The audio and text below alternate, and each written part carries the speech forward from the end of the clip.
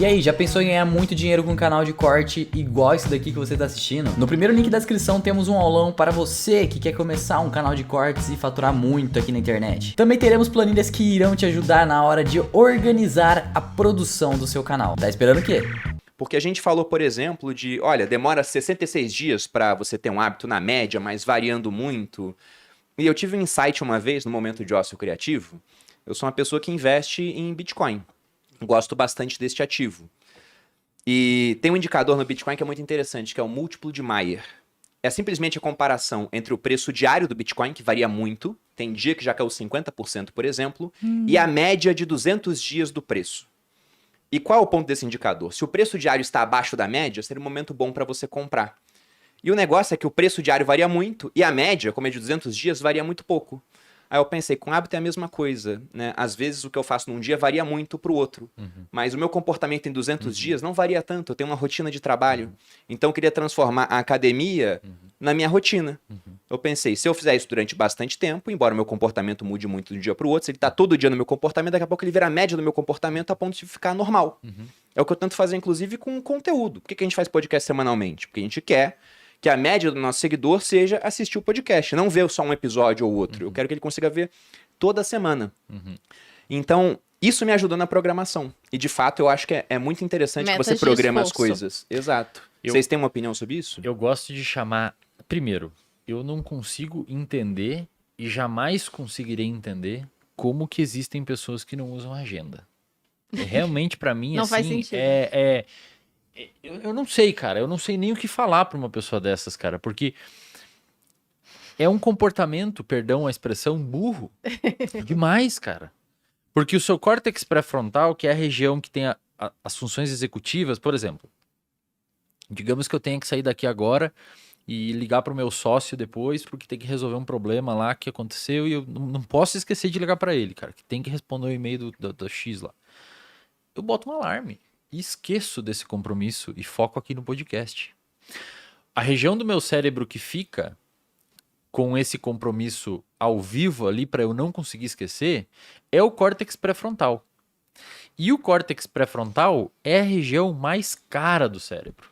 Tanto é que quando você tem privação de oxigênio, é o primeiro que dança. É o primeiro que tem problema, é o primeiro que vai pro saco, porque ele é caro. Você tem que dar oxigênio para ele. Se ele fica sem, as outras áreas mantêm funcionando. O córtex pré-frontal começa a ter lesão. É 30% do seu volume calórico total. E o córtex pré-frontal é especialmente mais caro que o resto do cérebro desses 30%. É por isso que xadrez, por exemplo, gasta tanta caloria quanto, por exemplo, um profissional do xadrez, quando o cara malhando, né? Vamos treinando. botar meta, amor. Todo Pensa dia que- uma partida de xadrez. Falei Pensa que malhando no aqui, dia- o Muzi já me olhou feio já. Não. A gente precisa conversar sobre esse termo. A gente precisa conversar urgentemente sobre esse termo. Mas olha só, aproximadamente 30% do que você consome em caloria por dia é gasto pelo seu cérebro. Tudo bem, você conhece pessoas que gastam 2, mas vamos falar na média do ser humano, tá bom? 30. 20% do seu volume calórico total, ele é gasto na manutenção do que é o seu metabolismo muscular.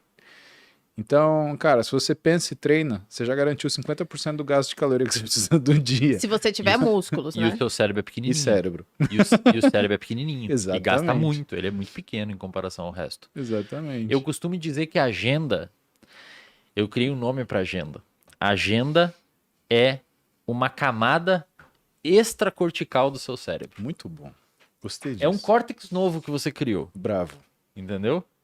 A agenda é o novo córtex. É uma região do seu cérebro que tá fora dele. É o córtex Eu vou pós-frontal. mais É o longe. córtex pós-frontal. Você bota ali. Não tem por que não ter, cara. Por que a pessoa não tem agenda? Por que Seu a pessoa não jumento. anota os bagulho? Mas pelo amor de Deus. A Malu tá cara. me olhando aqui, eu sempre tive agenda. É que eu não usava da maneira adequada. Aí eu enchi o saco dele, hoje em dia ele tem duas agendas. Porque quando no exército eu tinha minha agenda muito regulada. Quando eu saí e falei, agora eu trabalho pra mim mesmo, eu queria ter militar. mais tempo ocioso. Eu falei, não vou ter agenda agora, eu sou o dono do meu tempo. Só que eu comecei a perder compromisso. Só Aí que eu ele vi, descobriu que ele não é eu o não sou dono tão do dono do tempo. meu tempo assim, preciso ter agenda. E aí tinha. E aí eu anotava no bloco de notas, tudo. A Malu falou, não, papel. Aí depois eu fui pro papel, depois eu fui pro app, que é muito mais prático. Não, agenda ele te poupa tempo, você responde um comando e você poupa energia cerebral que você pode usar em outra coisa. Não tem por que não ter agenda. Então, de fato, a organização é um ponto principal para formar hábito. E até quem se acha super, não, eu consigo organizar, eu lembro de tudo, não sei o que, eu quero gastar essa energia, vai ficar muito mais claro na sua cabeça, na sua mente, se você tiver aquilo anotado, entendeu? Eu tenho um compromisso pra janeiro do ano que vem, fevereiro do ano que vem já. Não tem como eu lembrar disso, Não. alguém tentar marcar comigo hoje. Aham. Não dá. E aí vai É gerar muita retrabalho depois que eu vou ter marcado duas coisas no Exato. mesmo dia. Não dá, não tem como. Então, programação é importante. E ambiente também. Porque a gente falou várias vezes em termos de ambiente. Como é que vocês acham que dá pra sair de um ambiente ruim, tóxico? Porque você citou o exemplo dos fumantes. Se eu ando com 5 pessoas que fumam, eu já sou o sexto fumante. Eu sou passivo. Ainda que eu não coloque um cigarro na boca. Né? Então, essa importância de convivência com pessoas também que estão com hábitos positivos é interessante? Com certeza. E o mesmo que vale para o cigarro, vale para ideias. Uhum. A fumaça do cigarro Muito bom. é como se fosse uma ideia num ambiente com pessoas que não fumam. Quando você está sentado aqui num monte de pessoas ouvindo elas conversar sobre um assunto, você está adquirindo aquela informação mesmo de forma passiva. E aquilo ali, de alguma forma, pode modular o seu comportamento no futuro. A gente chama isso no behaviorismo, na ciência do comportamento, na filosofia que estuda a ciência do comportamento, de comunidade verbal na análise do comportamento. A gente tem um grupo de pessoas que fala sobre um assunto e modula a forma com que você vai interagir com aqueles assuntos depois na sua vida.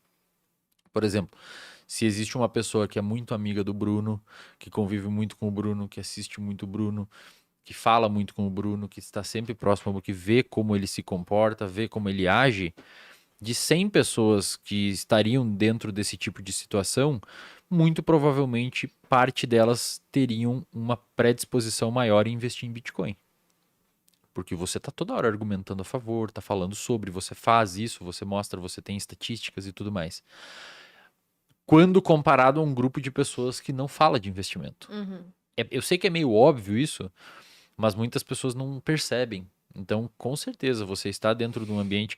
Eu falo uma coisa que eu já falei isso publicamente também, o que o Muzi, o Cariani, o pessoal Na maromba. da Maromba fez foi criar um ambiente que permite a capilarização de informações de uma forma muito inteligente, cara.